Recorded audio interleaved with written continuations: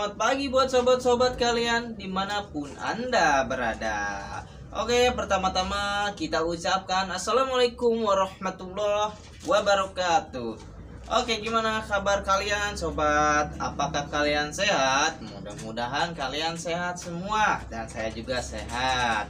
Oke sobat-sobat, sekarang kita yaitu membahas tentang indukan kelinci, yang dimana banyak orang-orang ataupun para penghobi ataupun para pemula ingin punya kelinci tapi beranaknya yang banyak. Wadaw, sesungguhnya anak beranak itu ditakdirkan oleh Allah sih kalau misalnya kelinci beranak banyak mah. Tapi kita itu bisa mencegahnya dengan apa biar anak beranak? Yaitu dengan tanda-tanda indukan yang oke menurut saya pribadi. Oke, tak banyak panjang lebar berbahasa basi.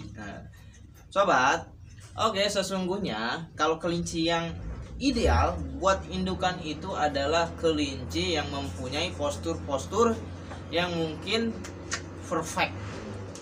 Dalam segi hal perfect ini yaitu seperti ibaratnya badannya seperti ini, jadi tidak kurus ke belakangnya. Nah, tapi kadang orang itu mendefinisikan indukan kelinci itu pengen anaknya banyak, yaitu dengan apa ya contohnya ya, dengan kawin, ibaratnya dengan kawin jam berapa itu kata saya itu tidak termasuk ya. Menurut saya kalau indukan yang anaknya banyak tapi kalau misalkan tidak bisa mengurus anak percuma dong, bener nggak? Nah, kenapa sih seperti itu ya sobat ya? Nah, oke sobat, pada dasarnya indukan kelinci ini ya kan, yaitu mempunyai kriteria masing-masing ataupun kriteria buat calon indukan yang ideal. Ya, seperti apa? Ya, gampang ya sobat ya.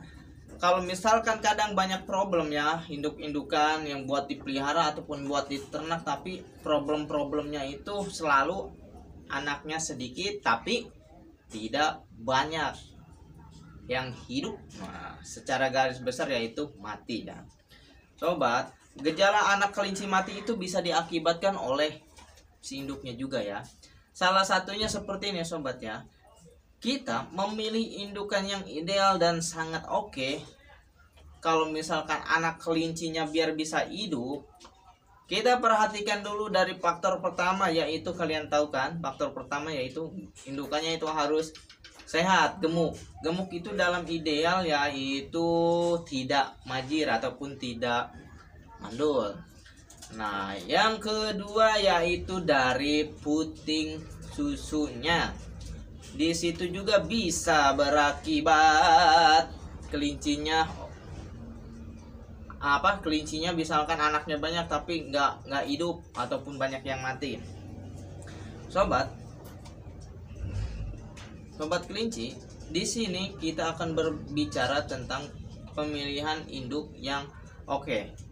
Ya, sobat, kalau misalkan kita ingin memelihara kelinci ataupun ingin berternak kelinci, tentunya kita kan selalu berharap anaknya banyak.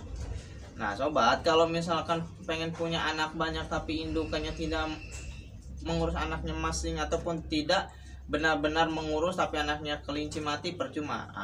Sobat, kalau ini adalah satu tips ya buat kalian kalau misalkan ingin memilih indukan yang baik ataupun punya anak tapi anaknya hidup.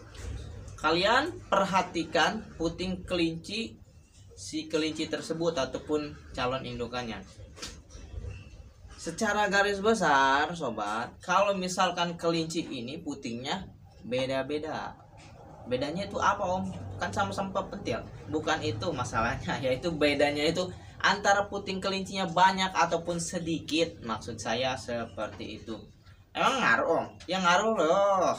Ngaruhnya kenapa? Kalau misalkan kalian punya kelinci sedangkan puting kelinci kalian itu sedikit, anaknya banyak, itu mempengaruhi anak juga sobat. Contohnya kenapa?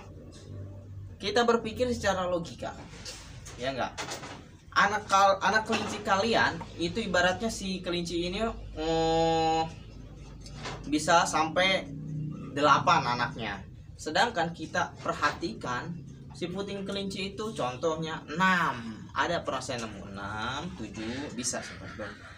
Nah, di angka puting 6 dan 7 ini, sedangkan si kelinci kalian beranak contoh di angka 8 sampai contoh di angka 8 ke atas deh, contoh 9, 10. Menurut kalian si anak kelinci yang banyak ini bakal hidup ataupun tidak? Sedangkan si kelinci induknya ini hanya mempunyai puting 6.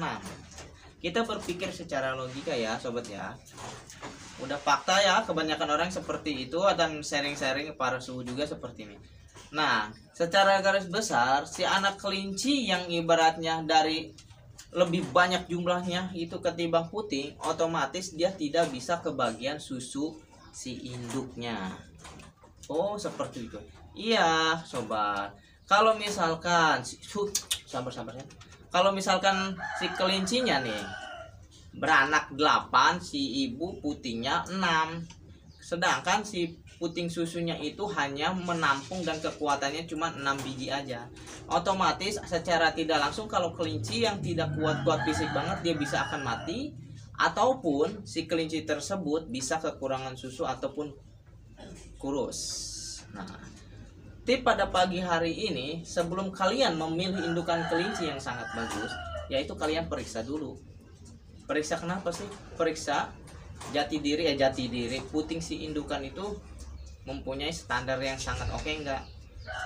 Saya rekomendasikan ciri-ciri buat indukan yang bagus itu mempunyai contoh ya standar aja 8. Tapi yang lebih bagus itu 8 ke atas mempunyai puting susunya tersebut.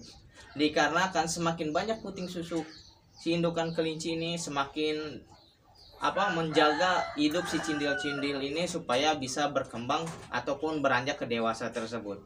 Dikarenakan semakin banyak puting susu si ibu, anakan juga tidak berebut susunya masing-masing, ya kan?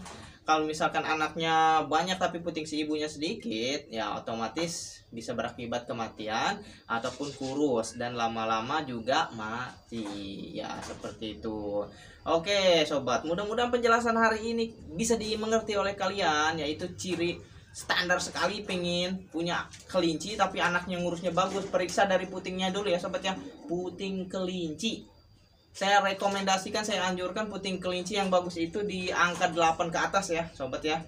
Karena kalau misalkan di angka 8 itu mempunyai daya ibaratnya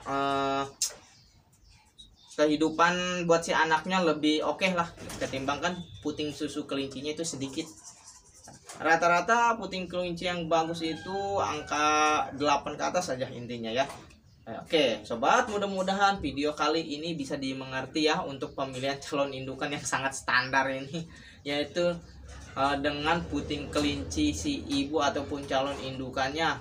Usahakan pilih yang sangat banyak punya putingnya. Kadang-kadang ada yang 10, 11 loh kelinci. Nah itu bagus banget itu. Oke, mudah-mudahan kalian bisa dimengerti dan kalian bisa disimak untuk teori yang menurut saya simpel. Mungkin buat suhu guru di sana sudah pada tahu ya.